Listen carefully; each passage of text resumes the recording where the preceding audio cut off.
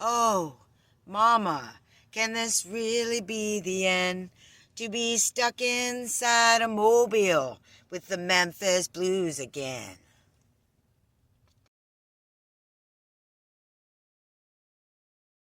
That's the Grateful Dead lyric that should have gone with my I'm leaving my studio video. Hey everybody, what's up? It's Julia. You always like to see eating in a van. So I'm eating in a van. This is my yogurt this morning. So I just wanted to give you a general update what's going on with us. And I'm just going to do a flow of consciousness thing here without a list or anything. First of all, thanks for watching my channel and my videos. And thank you to all the new subscribers that are here. Thank you to my patrons as well over on Patreon. If you're interested in supporting this channel, you can go down to the description below.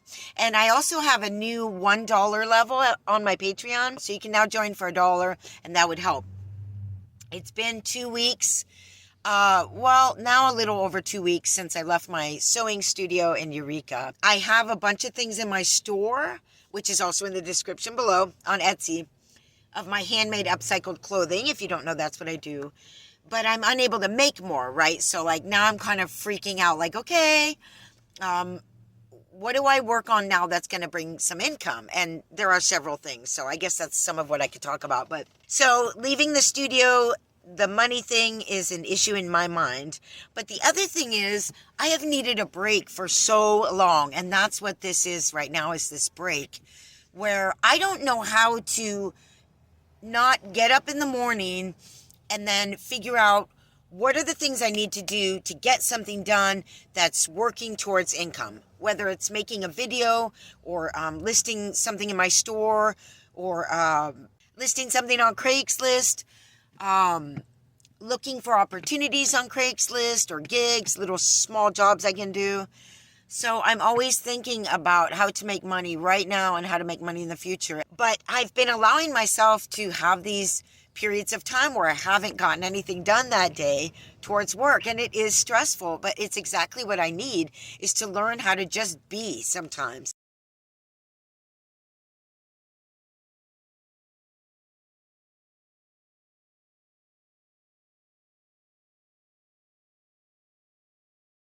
And I know it seems like I would be someone that knows how to do that because I live in a van, so I have all this freedom. It's really like, it doesn't necessarily mean you work less. It means you work on your own schedule, and you probably work for yourself and you probably make less than you could. And also, like, I've been in the van for so long and off and on working with the sewing, and with the dog that I haven't had big chunks of work time. Even at the studio, I could only work for so long most of the time I was there. So there's never, it's never like a full-time job where I go in, and get 8 hours of work a day, 5 days a week for months and months on end to actually catch up money-wise. So yeah, living in a van doesn't mean, you want to work less or that you're working less. But in my case, that's the frustration. I am working less. I can never figure out how to work enough in a van having a dog. So honestly, other than for safety and companionship, and because we love our dogs like crazy, and our cats and our snakes, hopefully not left any animals out there, the bottom line is you can't work as much as you otherwise could if you have an animal living in a van. Bottom line, the best way to do van life for saving money is to work full time and sleep in the van at night, period, dot. And don't order food out all the time. So I'm in this place where I'm both focusing on trying to keep income coming in and giving myself a little bit of a break, exploring new areas, kind of like I showed you in my last video, even though those areas happen to have a lot of homeless trash and addict trash, hashtag addict trash. But that's not to say there's not a lot of other beautiful areas. I just met someone at the post office who showed me some really cool areas to park north of here that are, in nature. And, yeah, but gas. So I have to be careful with that. That's not even the highest. So yeah. It has been really nice to not be focused on sewing, and I have been able to catch up on all of these things that are being put on the back burner all the time. So one of the things we've accomplished is to have my vehicle smogged.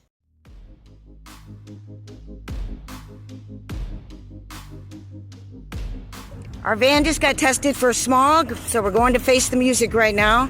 I hope it's a good song. Hello. Hi, I just had my van. Julia. Yes, it is good to go and pass. It passed. Thank you. Guess what? We passed. So yeah, that was totally awesome to pass that. If I didn't pass it, it would have meant repairs. Repairs dictated by the state, not by choice. Now I'm just waiting for my stickers to come in the mail.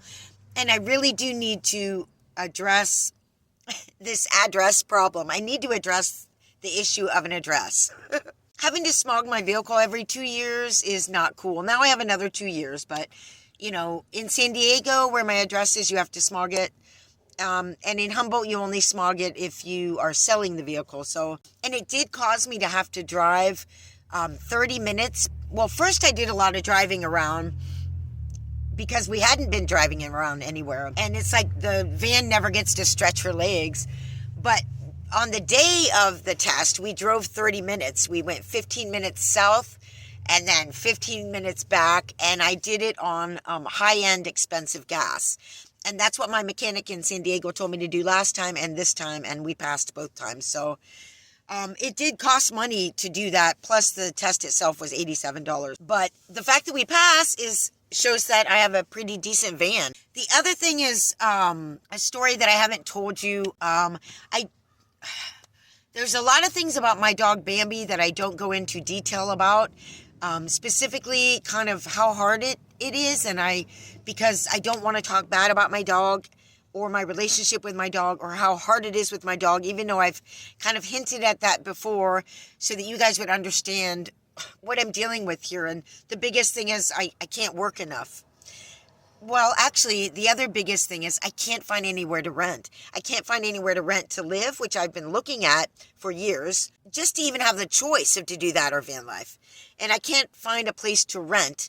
I stupidly turned down a perfect warehouse situation where it was like shared space, but they were separate spaces next to each other in a big wide field with 24/7 access for $200 a month because there were other dogs roaming around there.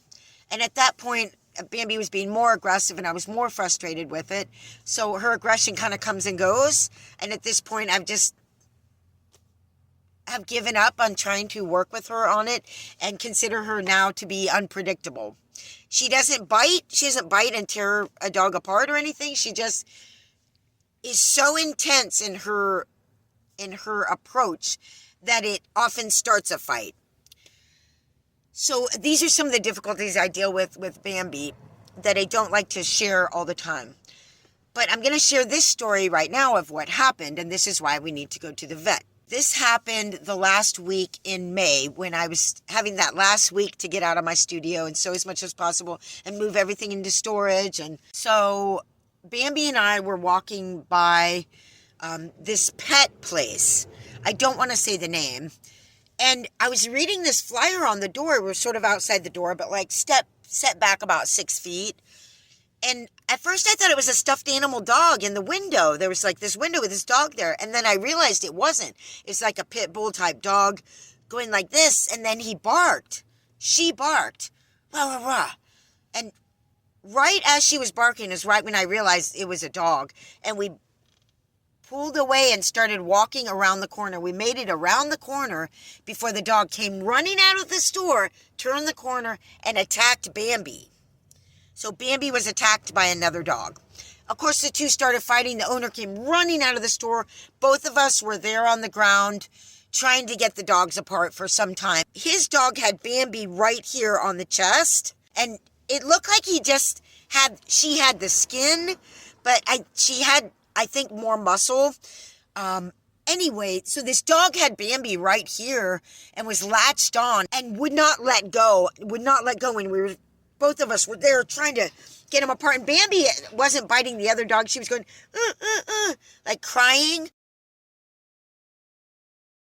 Anyway, a bystander, kicked his dog and she finally let go. We were able to separate him, and obviously we were like, oh my God, are you okay? Oh my God, are you okay? And the guy was like profusely saying he was sorry. Looking at Bambi's chest, it just seemed a little bit red, but in the rest of that day, it swelled up, like on her shoulder right here. And then since then, it's been like red, but it's still healing now. Here's a picture. Here's a series of pictures, and the last picture I'll show you is from today.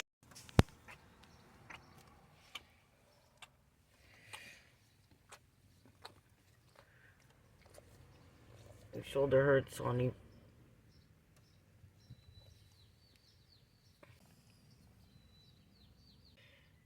Poor baby.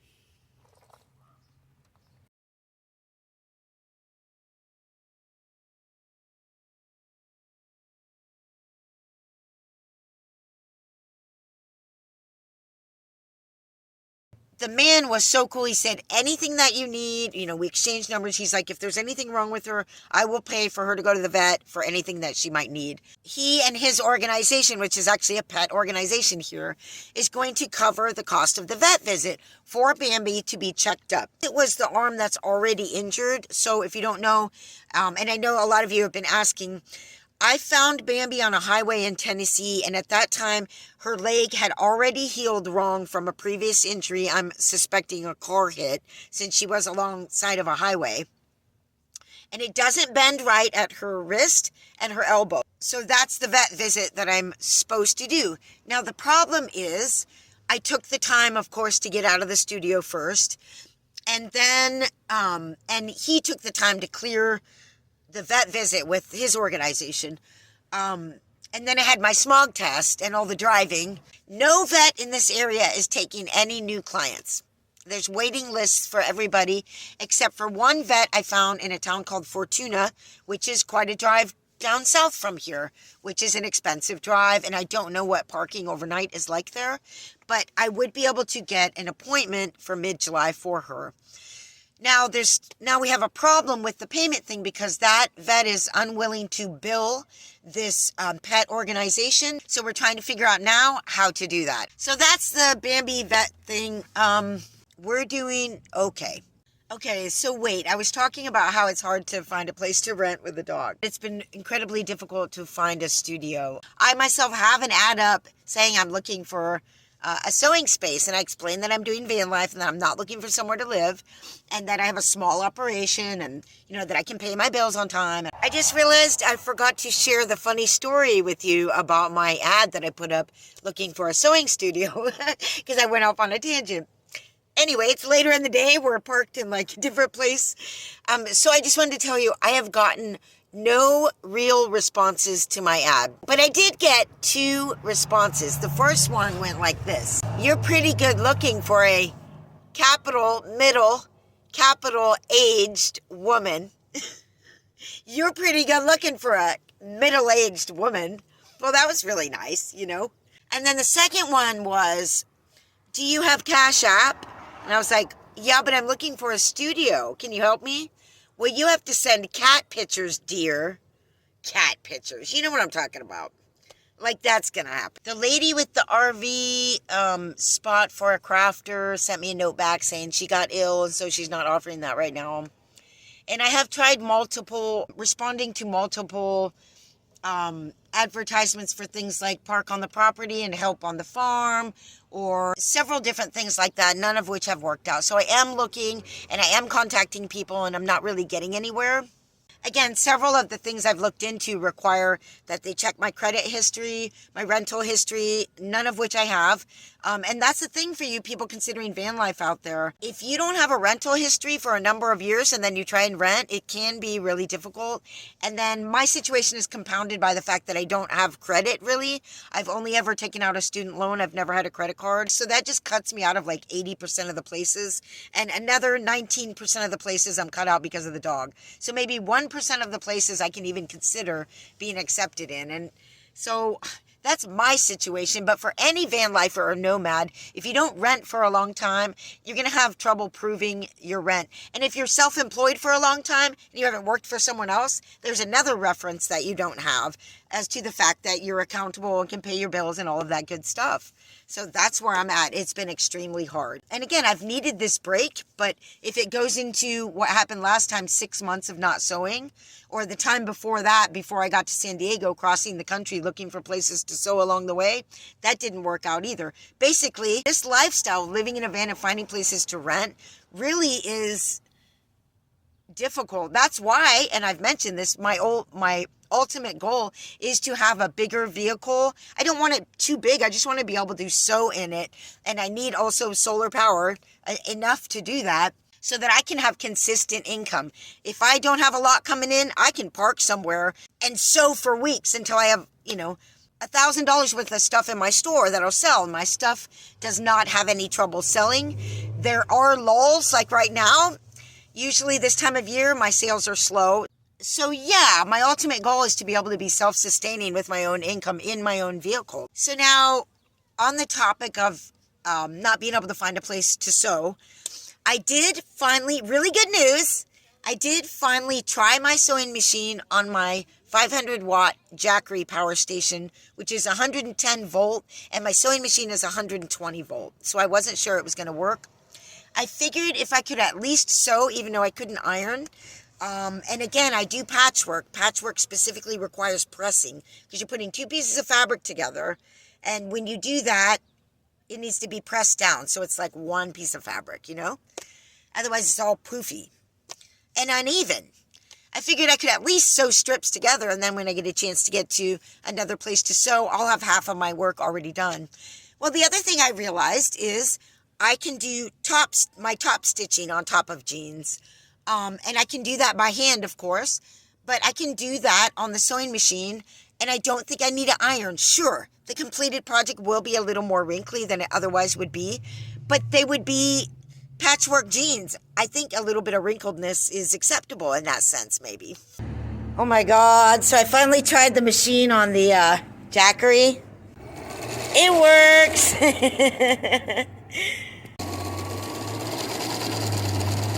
Yes, it works.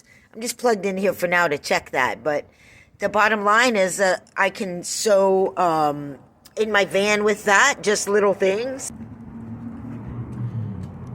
So I've been grabbing some patches to bring with us, and we're going to bring the sewing machine. So yeah, it works. Now, I only tried it for a few minutes, so I don't know if it's going to burn up the Jackery or blow up the machine or something. I don't know. All I know is I'm going to try sewing right there.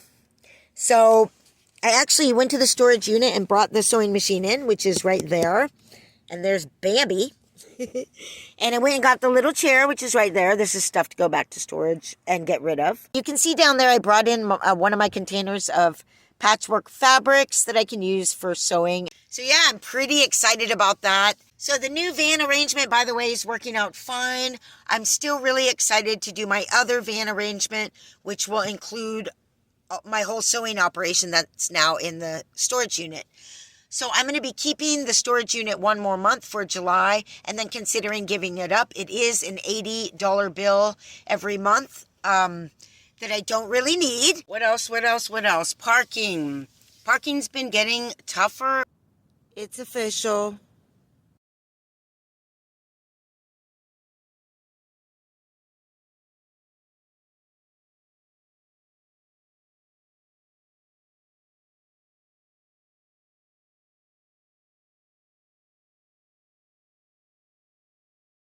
I gotta say, it just feels really good to have time to, redo the van a little bit, redo my channel a little bit, try the sewing machine on the Jackery, see what can be done. I even took down that stupid pole right there and did a whole rope across and this and that. It didn't work.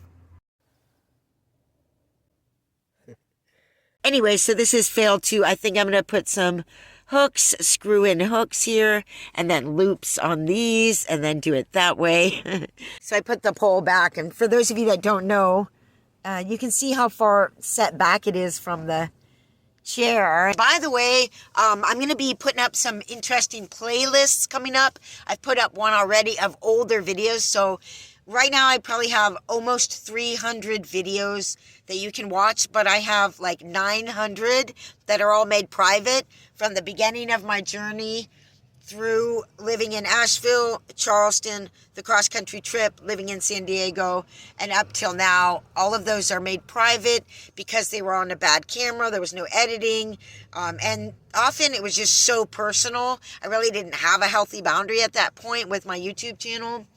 So I had to privatize them, and I just wanted more quality content on my channel. But now I'll be pulling from the vault, picking and choosing videos here and there to put in these playlists called From the Vault, old videos you might like. So check out that playlist and look for more in the future. Thank you so much for being here. If you have any questions about what's going on with us, just put it in the comments below, and have a great day.